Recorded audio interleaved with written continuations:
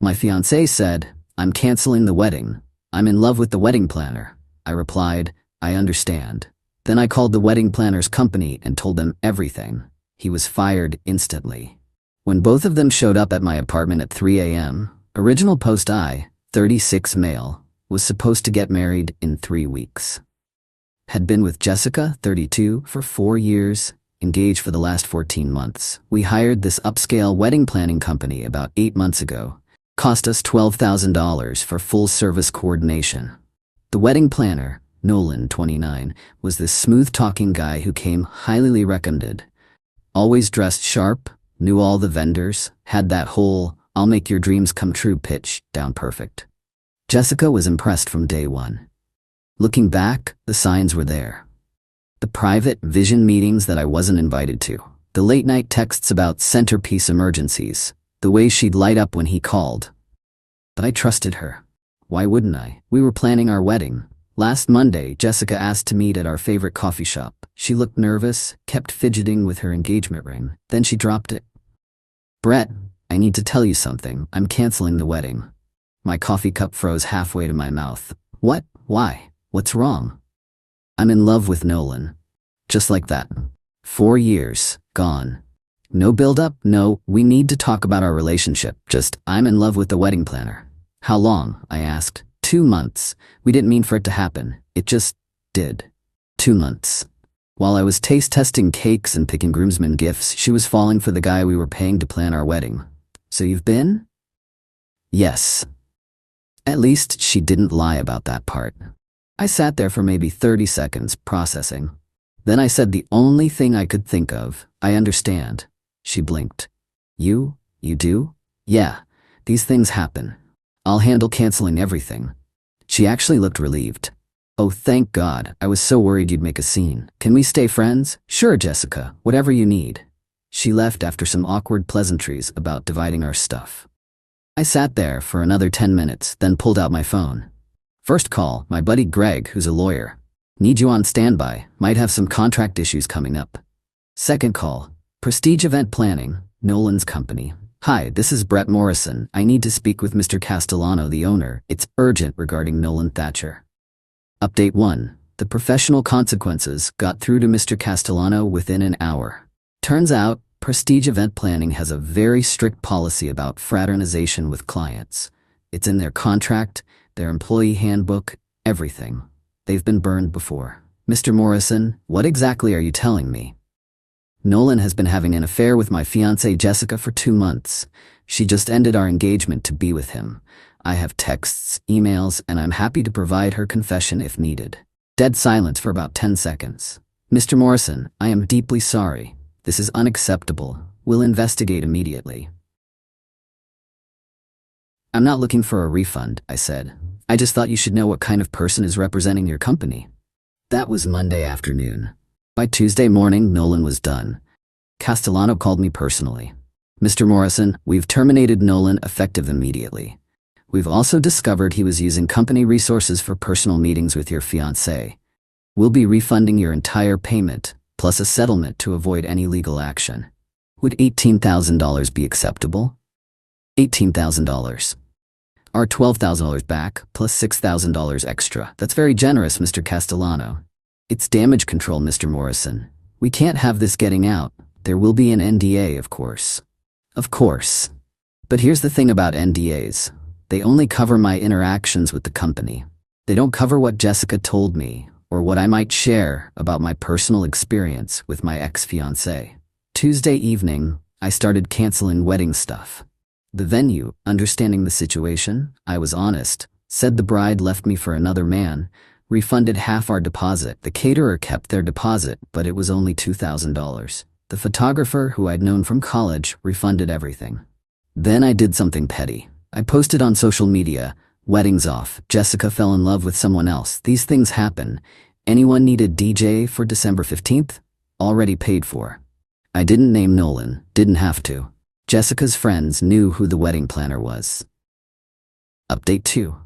The entitlement begins Wednesday night. I get a call from Jessica. She's crying. "Brett, what did you do? Nolan got fired." "I didn't do anything. I just informed his employer that he was sleeping with a client." You vindictive bastard, you said you understood. I do understand. I understand that he violated his professional ethics and his employment contract. Natural consequences, Jess. He's going to lose everything. His apartment, his car, they were all tied to his job. Sounds like he should have thought about that before starting an affair with a client. I'm a person, not just a client. To him, you were both, and that's why he got fired. She hung up on me. Thursday morning, 7 a.m., someone's pounding on my door. It's Jessica with her sister Meredith. Meredith starts immediately. You need to call that company and fix this. Tell them you were mistaken. Morning to you too, Meredith. No. No? You destroyed Nolan's career over jealousy. I reported an ethics violation. His company made their own decision. Jessica jumps in. Brett, please, he's talking about suing you for defamation. I actually laughed. Or what? Telling the truth? Good luck with that. I have your confession, text between you two, and a recording of our coffee shop conversation. You recorded me? One-party consent state, Jess. Completely legal. Meredith tried a different approach. What about the deposits? The wedding costs? Jessica says you're keeping everything. I'm canceling everything and eating the losses, except for what I can get refunded, which goes to me since I paid for it all. That's financial abuse. No, that's me not paying for Jessica's wedding to another man. They left after more shouting, but this was just the beginning. Update 3. 3 a.m. Visit Friday was quiet. Too quiet. I should have known something was coming. Saturday, 3:07 a.m. Bang bang bang on my door. I check my doorbell cam. It's Jessica and Nolan. I talk through the speaker. Go away or I'm calling the police. Nolan starts yelling, open this door. We need to talk man to man. We have nothing to discuss. Leave. You cost me everything. My job, my reputation, everything.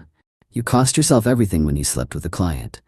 Jessica chimes in. Brett, please, just hear us out. Nolan has a proposition. Against my better judgment, I opened the door but kept the chain on. Nolan looked rough, unshaven, wrinkled clothes. Far cry from the polished professional I'd hired. 5 minutes, I said. Nolan pulled out his phone. I have emails here. Emails where you talked about Jessica. Private things, intimate things you shared with me about your relationship problems. I stared at him. Are you trying to blackmail me? I'm trying to make a deal. You call Castellano, say it was a misunderstanding, and these emails stay private. Those emails were sent in confidence to our wedding planner about our relationship. You're seriously threatening to violate client confidentiality to blackmail me? Jessica grabbed his arm. Nolan, maybe this isn't. Shut up, Jess. This is your fault too. Interesting. Trouble in paradise already? I pulled out my phone. I'm recording this interaction. You just attempted to blackmail me using confidential client information. Would you like to continue? His face went white. You can't record without one-party consent state, remember? I consent to recording myself. Now get off my property before I call the police. Jessica started crying. Brett, please don't call the cops. Nolan's already lost everything. Then he should stop trying to commit crimes. Leave. Now. They left, but not before Nolan punched my doorframe. I got that on camera too. Update 4. The unraveling Sunday afternoon, I get a call from Greg, my lawyer friend. Dude, did you piss off a wedding planner? I just got the weirdest threatening email. Nolan had sent emails to my employer, my parents, and several friends, trying to share proof that I was an abusive partner who sabotaged true love. The emails included screenshots of me venting about normal relationship frustrations, taken out of context complaints about wedding stress, some creative fiction about me being controlling. Problem was, he sent them from his professional email that still had his former company signature. And he forgot that those emails also showed his responses, including several where he was clearly flirting with Jessica while pretending to give professional advice. Greg was laughing. This idiot just gave us everything. He's violating client confidentiality, admitting to his affair timeline, and showing professional misconduct. Want me to destroy him? How much would that cost? For this slam dunk, I'll do it for the entertainment value. Maybe throw me a nice bottle of scotch. Monday morning, Greg sent a cease and desist letter to both Nolan and Jessica. It outlined the blackmail attempt with doorbell camera footage, the violation of client confidentiality, harassment through defamatory emails, a promise to pursue criminal and civil charges if they contacted me or anyone in my life again. But the best part? Greg CC'd Castellano at Prestige Event Planning. Castellano called me an hour later. "Mr. Morrison, I've just seen the letter your attorney sent. I am appalled. We're pursuing our own legal action against Mr. Thatcher for violation of his NDA and client confidentiality. Would you be willing to cooperate?" Absolutely. Turns out, Nolan's contract included a clause that he couldn't use client information for any purpose outside of company business for 2 years after termination. The penalty? $50,000. Update 5. The Spiral Tuesday. Jessica's dad called me. Richard had always been a straight shooter. "Brett, what the hell is going on?" Jessica's at our house crying about lawsuits and destroyed lives. I explained everything. The affair, the confession, the blackmail attempt, all of it. Long pause. "Jesus Christ, she left you for the wedding planner and he tried to blackmail you?" That's the short version, yeah. And now they're both being sued? Nolan is. Jessica just got a cease and desist. Another pause. "Brett, I'm sorry. We raised her better than this." "Not your fault, Richard." "The hell it isn't. Look, what can I do to make this right?" "Nothing to make right. Just keep them away from me." Done. And Brett, that money we gave Jessica for the wedding? That was for both of you. I want you to have it. Richard, I can't. It's $15,000, Brett. Consider it an apology from the family. I'll handle Jessica. Wednesday morning, I woke up to 52 text messages from an unknown number. Jessica had gotten a burner phone. "Please talk to me. Nolan's having a breakdown. He might lose his license. This is all my fault. I made a mistake. Can we meet? I'll leave Nolan if you drop the charges." That last one was telling. I screenshot everything and sent it to Greg. Thursday, another 3 a.m. visit, this time just Jessica. She looked terrible. Hadn't slept, hadn't showered. Mascara streaks down her face. "Brett, please, just 5 minutes." "Jessica, you're violating the cease and desist. I'm calling the police." "I don't care. Call them. At least I'll get to say what I need to say." I actually felt bad for a second. Then I remembered she'd been sleeping with our wedding planner for 2 months. "You have until the police arrive." Nolan's not who I thought he was. He's angry all the time now. Blames me for everything. Says I ruined his life by falling for him. You both ruined your own lives. I know I messed up. But Brett, what we had is gone, Jessica. You killed it. I want to come home. This isn't your home. It never was. Your name isn't on the lease. 4 years, Brett? Doesn't that mean anything? It meant everything. Past tense.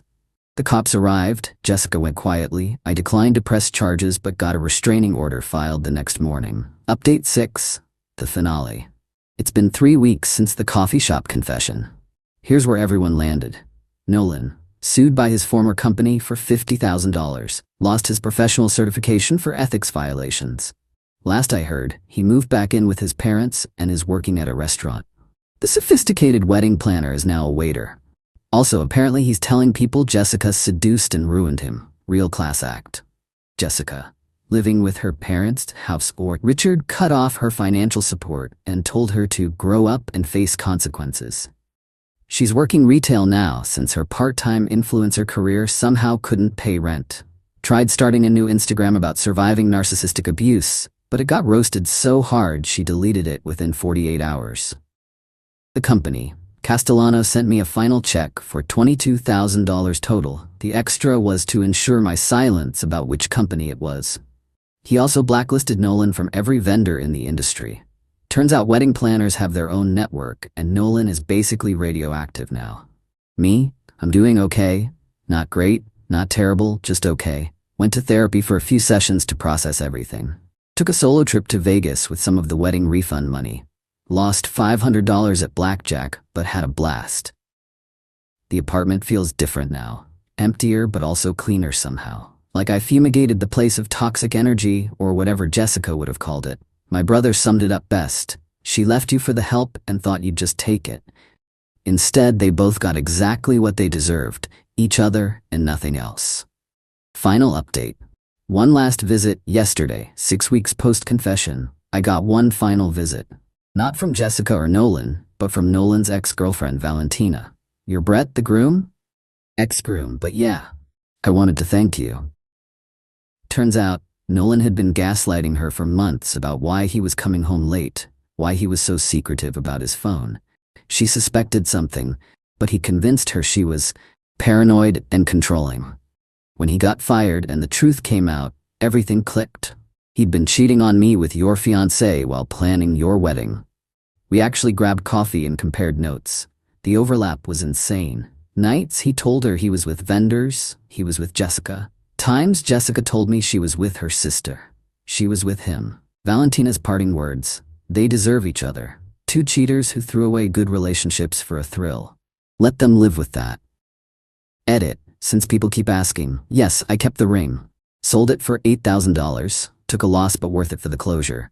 No, I haven't started dating yet. Still processing. Yes, Richard still checks in on me. We grab beer once a week. No, I don't regret anything. They made choices. I just made sure there were consequences.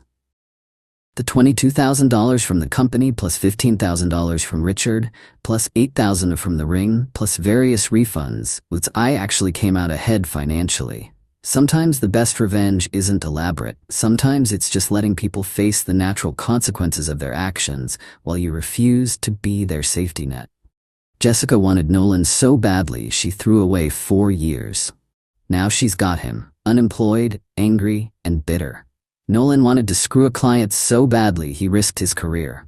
Now he's got exactly what he earned. Nothing. As for me, I dodged a bullet. Better to find out now than after the wedding. The universe did me a favor, even if it hurt like hell at the time. Done with this chapter? Next one starts now.